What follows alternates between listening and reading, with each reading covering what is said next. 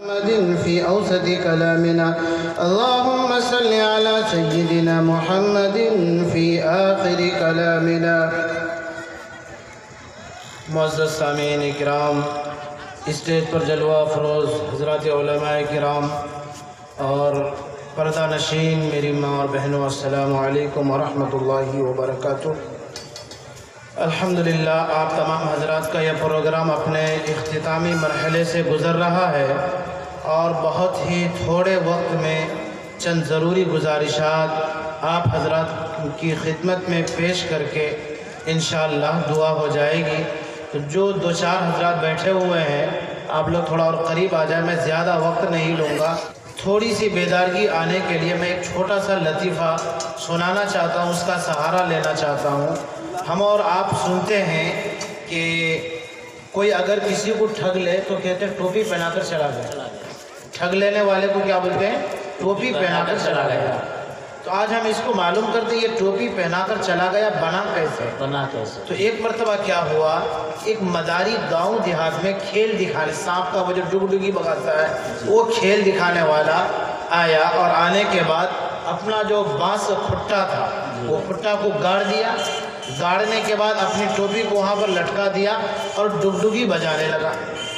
تو ڈگڈگی بجانے لگا تو سارے لوگ جمع ہو گئے کہ بھائی کوئی بات ہے، کوئی کھیلا دکھانے والا آیا ہے، کوئی سپیرا آیا ہوگا، کچھ بیچنے آیا ہوگا۔ سارے لوگ جمع ہو گئے۔ جب سارے لوگ جمع ہو گئے وہ ڈگڈگی بجانے والا کہا کہ بھائی یہ جو تم اس بانس کے اوپر ٹوپی دیکھ رہے ہو اس کی ایک خاصیت ہے، اس کے اندر ایک کمال ہے۔ کہا کیا کمال ہے، کیا خاصیت ہے؟ اس ڈگڈگی بجانے والے مداری نے کہا کمال یہ ہے جو بندہ اس ٹوپی کو اپنے سر پر رکھ لیتا ہے وہ بیٹھے بیٹھے مکہ مدینہ دیکھ لیتا ہے۔ یہ اس نے کہا۔ جب اس کا یہ نعرہ عام ہو گیا، سارے لوگ سن لیے تو بھیڑ جم گئی، اور دھیرے دھیرے یہ بات اس وقت اور اس گاؤں کے جو بڑے بادشاہ تھے وہاں تک پہنچ گئی یہ بات۔ تو بادشاہ نے اپنے وزیر سے کہا کہ دیکھو وزیر، جا کے دیکھو یہ جو مداری آیا ہے کھیلا دکھانے والا، اور یہ جو کہہ رہا ہے کہ جو ٹوپی پہنے گا وہ مکہ مدینہ دیکھ لے گا، جاؤ تھوڑا چیک کر کے آؤ تو پھر ڈھونگی بابا تو نہیں ہے۔ بہرحال وزیر صاحب آتے ہیں، اور جب سب لوگوں نے دیکھا کہ بادشاہ کا وزیر آ رہا ہے، بادشاہ کا خادم آ رہا ہے، سب لوگوں نے راستہ دے دیا۔ اب جب وہ مداری دیکھا کہ بادشاہ کا وزیر آیا تو مداری بھی خوش کھڑے ہو گیا اس کے استقبال میں، اور جیسے ہی وزیر آیا بیچ مجمع میں تو کہا کہ ہاں مداری صاحب لائیے آپ کی ٹوپی، سب سے پہلے میں چیک کرتا ہوں کہ کیا مکہ اور مدینہ نظر آتا ہے کہ نہیں آتا ہے۔ تو جیسے ہی ٹوپی پہننے ہی جا رہا تھا تو مداری نے کہا کہ وزیر صاحب تھوڑا رکیے، کہا کہ اس ٹوپی کو پہننے کے لیے ایک شرط ہے، اگر آپ اس شرط پر عمل کریں گے تو جا کر کے مکہ مدینہ آپ دیکھ سکتے ورنہ نہیں۔ تو وزیر نے کہا کہ کیا شرط ہے آپ کی؟ تو اس مداری نے کہا شرط یہ ہے کہ اس ٹوپی کو پہننے کے بعد مکہ مدینہ اسی بندے کو نظر آتا ہے جو صحیح نسب والا ہو، یعنی جس کا باپ دادا ہو، بغیر باپ کے نہ پیدا ہوا ہو، جس کو اگر ہم بازاری زبان میں کہیں تو حرامی النسل نہ ہو، یعنی اس کا باپ ہو، وہ دیکھ پائے گا۔ اب اس شرط کو سننے کے بعد مداری نے کہا کہ اب پہنیے ٹوپی، اگر آپ دیکھ لیتے ہیں مکہ مدینہ اس کا مطلب یہ کہ آپ کا نسب بالکل ٹھیک ٹھاک ہے، اگر آپ مکہ مدینہ نہیں دیکھ پاتے ہیں مطلب یہ ہے کہ کہیں نہ کہیں کچھ نہ کچھ گڑبڑ ہے، دال میں کالا ہے۔ اب وزیر ڈرتے ڈرتے ٹوپی سر میں لگایا۔ اب جب ٹوپی سر میں لگایا تو نہ مکہ نظر آ رہا نہ مدینہ نظر آ رہا ہے۔ اب یہ وزیر پریشان، بولوں تو کیا بولتا ہوں؟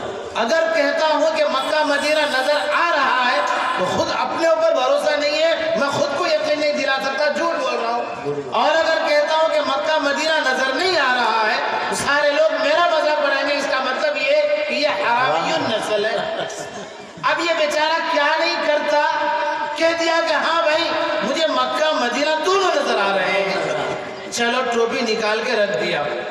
اب یہ بات بادشاہ تک پہنچی کہ بادشاہ سلامت، آپ نے جس وزیر کو چیک کرنے کے لیے بھیجا تھا اس نے بالکل پرفیکٹ چیک کر کے بتا دیا کہ مکہ مدینہ نظر آ رہا ہے۔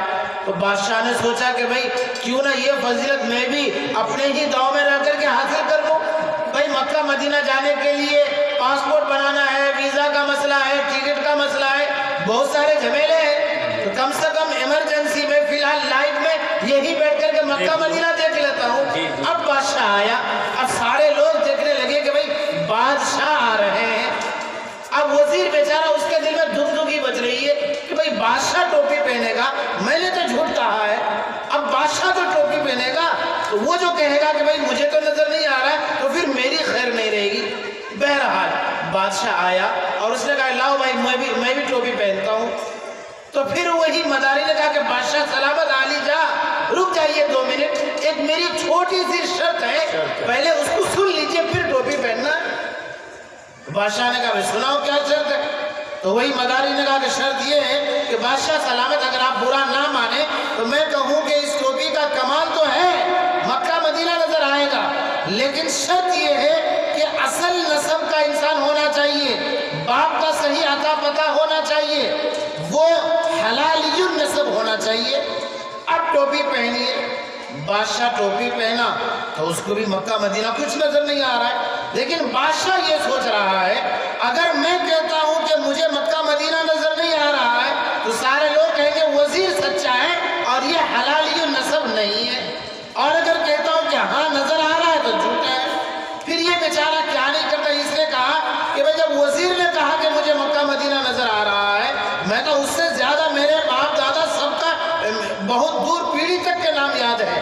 اس نے کہا کہ وزیر کا کون سا کمال ہے، وہ مکہ اور مدینہ دیکھا، میں جب اس ٹوپی کو پہن رہا ہوں یہ دیکھو دائیں طرف مکہ بائیں طرف مدینہ اور یہ بیچ میں مجھے جنت بھی نظر آ رہی ہے، یہ بادشاہ بول دیا۔ بہرحال مداری نے ٹوپی پہنایا اور خوب انعام بٹور لیا، بھئی بادشاہ نے تصدیق کر دیا کہ بھئی مکہ مدینہ اس کو جنت بھی نظر آ گئی، خوب انعام لیا اور بس ٹوپی پہنانے کے بعد وہ اپنا ٹوپی سمیٹا جھولے میں چل دیا۔ ایک دن بادشاہ تنہائی میں وزیر کو بلایا جو اس کا خالص اس کے اکیلے بیٹھنے کا کمرہ ہے، وہاں پر کوئی دوسرا تیسرا نہیں ہوتا۔ بادشاہ نے وزیر کو بلایا، دروازہ بند کیا، کھڑکی بند کیا اور وزیر سے چپکے سے کہا کہ دیکھو بیٹا ایک سوال ہے، جھوٹ نہیں بولنا۔ تو وزیر کے بھی دل میں یہ بات کھٹکنے لگی کہ کچھ تو ہے کہ دروازے بند، کھڑکی بند، اکیلے میں۔ اس کے بعد بادشاہ نے کہا کہ وزیر تجھے جو میں بتایا تھا دیکھنے کے لیے 2-4 دن قبل، وہ جو مداری آیا تھا ٹوپی پہنانے والا، تو تم جو پہنے تھے ٹوپی مکہ مدینہ نظر آیا تھا، سچ بتانا، اگر جھوٹ بولے گا تو گردن مار دوں گا۔ اب وزیر سوچ رہا کیا جواب دوں، اگر کہتا ہوں کہ ہاں نظر آیا تھا تو حقیقت میں تو نظر نہیں آیا تھا۔ تو اس نے کہا کہ بادشاہ سلامت آپ کو جو نظر آیا وہی مجھے نظر آیا، یعنی جواب بھی گول مول دے دیا، جواب گول مول، آپ نے جو دیکھا وہی میں نے دیکھا۔ تو بادشاہ نے کہا کہ پاگل میں نے کچھ نہیں دیکھا۔ وزیر نے کہا حضرت میرا بھی یہی حال ہے۔ تو اس طرح سے وہ ٹوپی پہنا کے چلا گیا۔ تو بہرحال یہی سے یہ مسئلہ اور یہ مثال مشہور ہو گئی، کوئی ٹھگلے تو کہتا کہ ٹوپی پہنا دیا۔ چلو آپ کو معلوم ہو گیا کہ ٹوپی پہنانا کہاں سے آیا۔ چلیے موڈ تو آپ لوگوں کا بنا، لیکن کیا کریں مجمع بہت تھوڑا ہے تو میں وہ مختصر وقت لیتا ہوں۔ میں نے قرآن مقدس کی ایک آیت تلاوت کی ہے، شہر رمضان الذی انزل فیہ القرآن ھدی للناس وبینات من الھدی والفرقان۔ دیکھیے یہ جلسہ تعلیمی بیداری کے عنوان پر ہے اور مدرسے کے قیام کے عنوان پر ہے، تو اس تعلق سے بہت ساری باتیں آپ کی خدمت میں آ چکی ہیں۔ قاضی صاحب نے بہت قیمتی باتیں آپ کو اور ہمیں بتلائی ہیں، اور ان سے پہلے جو مقرر تھے انہوں نے بھی بہت قیمتی باتیں، قیمتی نصیحتیں کی، ان سے پہلے جو مفتی مقرر تھے انہوں نے بھی بہت اچھی باتیں کی۔ اگر ان تمام حضرات مقررین کی باتوں پر عمل کر لیں گے تو ہمارا جلسہ کامیاب ہو جائے گا، یہ پنڈال کا سجانا کامیاب ہو جائے گا، علماء کا دور سے آنا کامیاب ہو گیا، یہ قمقمے کامیاب ہو گئے، علماء کے لیے جو پیسے خرچ کیے گئے وہ کامیاب ہو گیا، آپ کا جاگنا کامیاب ہو گیا، آپ کا سننا کامیاب ہو گیا۔ مسلمانوں اگر ہم نے حضرات اکابرین کی جو تقریریں سنی ہے، اگر ہم نے ان باتوں پر عمل نہیں کیا تو آپ کا آنا بھی بیکار، ہمارا بیٹھنا بھی بیکار، یہ روشنی بھی بیکار، یہ سارا کا سارا خرچہ فضول خرچی میں چلا جائے گا۔ تو آپ جو یہاں بیٹھے ہیں یہ عزم مصمم کریں، جتنی باتیں آ گئی ہیں ان تمام باتوں پر انشاءاللہ عمل کریں گے۔ عمل کریں گے نا بھائی؟ انشاءاللہ۔ ہاتھ اٹھائیے تو کتنے ساتھ عمل کریں گے؟ انشاءاللہ سارے حضرات عمل کریں گے۔ اللہ تبارک و تعالیٰ آپ کے بیٹھنے کو، ہاتھ اٹھانے کو قبول فرمائے آمین۔ مسلمانوں میں آپ سے بس ایک بات یہ عرض کرنا چاہتا ہوں کہ دیکھیے چند ایک ہفتے کے بعد رمضان کا مہینہ آنے والا ہے۔ ایک مرتبہ اللہ کے نبی صلی اللہ علیہ وسلم ممبر پر چڑھ رہے تھے، تو جب آپ نے اپنا قدم مبارک پاؤں پہلی سیڑھی پر، مسجد میں نا 3 سیڑھی ممبر، پہلی سیڑھی پر آپ نے اپنا قدم مبارک رکھا، فرمایا آمین۔ دوسری سیڑھی پر آپ نے قدم مبارک رکھا، فرمایا آمین۔ تیسری سیڑھی پر آپ نے قدم مبارک رکھا، پھر فرمایا آمین۔ صحابہ حیران، بھئی کبھی ایسا نہیں ہوا، نبی نے تو کبھی ایسا آمین کہا نہیں۔ بہرحال آپ نے خطبہ دیا، بیان کیا، بیان کرنے کے بعد جب خطبے سے آپ نیچے تشریف لائے تو صحابہ نے عرض کیا یا رسول اللہ، ہمارے ماں باپ آپ پر قربان، آج ہم نے آپ سے ایک نئی بات دیکھی ہے، کیا ماجرا ہے ہمیں سمجھا دے۔ اللہ کے رسول حضور پاک صلی اللہ علیہ وسلم نے ارشاد فرمایا کہ میرے جانثار، میرے صحابہ سنو، جب میں نے پہلی سیڑھی پر قدم رکھا تو جبریل امین وہ آئے تھے اور انہوں نے بد دعا دی کہ ہلاک ہو جائے وہ شخص کہ جن کے والدین میں سے دونوں یا ایک بڑھاپے کی عمر کو پہنچ جائے اور وہ ان کی خدمت کر کے اپنے آپ کو جنت کا مستحق نہ بنائے، اس پر میں نے آمین کہا۔ اس کا مطلب یہ ہے کہ فرشتوں میں سب سے افضل بد دعا کر رہے ہیں اس آدمی کے لیے ہلاک ہو جائے، تباہ ہو جائے، مر جائے وہ شخص کہ جن کے والدین میں دونوں یا ایک بڑھاپے کو پہنچ رہے ہیں اور ان کی نسلیں، ان کے بچے، ان کی اولادیں ان کی خدمت کر کے اپنے آپ کو جنت کا حقدار نہیں بناتے ہیں۔ تو جبریل نے بد دعا کیا اور ہمارے نبی جو تمام نبیوں کے نبی، نبیوں سے افضل، انہوں نے آمین کہہ کر کے اس بد دعا کو اور مضبوط کر دیا۔ پھر آپ نے فرمایا دوسری سیڑھی پر جب میں نے قدم رکھا تو جبریل امین کہنے لگے ہلاک ہو جائے وہ شخص کہ جس کے سامنے حضور پاک صلی اللہ علیہ وسلم کا نام آئے اور وہ کم سے کم ایک بار بھی درود نہ پڑھے۔ تو میں نے کہا آمین۔ تو مسلمانوں، ہمارے نبی کا نام آئے تو درود ہمیں پڑھنا چاہیے۔ نبی کے احسانات بے شمار ہیں، نبی نے اپنا تن من دھن رات دن ایک کر کے ہم گنہگاروں کے لیے اللہ کے سامنے مغفرت مانگ کے گئے ہیں کہ اللہ میں تو یہاں سے جا رہا ہوں، میری امت یتیم ہو رہی ہے، اللہ میری امت کا خیال کرنا، اللہ میری امت کی ذمہ داری آپ کے قبضے میں ہے۔ تو آپ صلی اللہ علیہ وسلم نے آخر وقت میں بھی آپ جیسے اور ہم جیسے گنہگار امتیوں کو نہیں بولا، اس لیے آپ نے فرمایا آمین۔ جب آپ صلی اللہ علیہ وسلم تیسری سیڑھی پر قدم رکھتے ہیں تو فرمایا کہ جبریل امین آئے اور کہنے لگے ہلاک ہو جائے وہ شخص کہ جس کے سامنے رمضان کا مبارک مہینہ آئے اور وہ رمضان کی فضیلتوں کا احترام کر کے، رمضان میں عبادتوں کا اہتمام کر کے اپنے آپ کو جنت کا مستحق نہ بنائے، وہ بھی ہلاک ہو جائے۔ اللہ کے نبی نے فرمایا میں نے اس بد دعا پر بھی آمین کہہ کر کے اس بد دعا کو اور مضبوط کر دیا۔ تو مسلمانوں، اس حدیث کی روشنی میں مجھے یہ بتانا ہے کہ رمضان ہمارے سامنے ہے، اس کا استقبال کرنا ہے، اور استقبال کیسے کرنا ہے کہ ہم پکے سچے مسلمان ہو کر کے، داڑھی نہیں رکھتے داڑھی رکھ کر کے، نماز نہیں پڑھتے تھے نماز پڑھیں گے۔ کوئی کیوں نماز پڑھ رہے ہو؟ سامنے رمضان آ رہا ہے اس لیے میں نماز پڑھ رہا ہوں، پھر رمضان میں نماز پڑھیں گے، انشاءاللہ 11 مہینے نمازی بن جائیں گے۔ تو رمضان کے آنے سے پہلے ہم ہر اعتبار سے تیار ہو جائیں گے۔ روزانہ آدھا پارہ پڑھتے تھے، 1 پارہ پڑھنا شروع کر دیں گے۔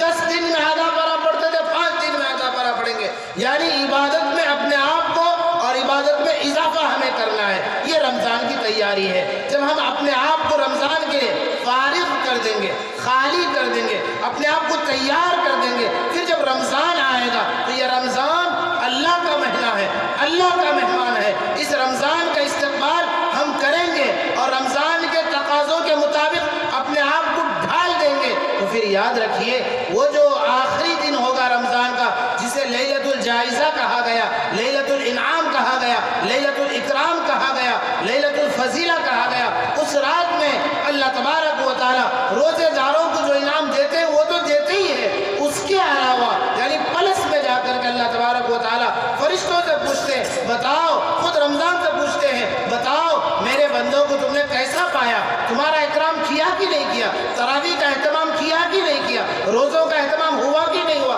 تلاوت کا اہتمام ہوا کہ نہیں ہوا۔ جب رمضان ہمارے بارے میں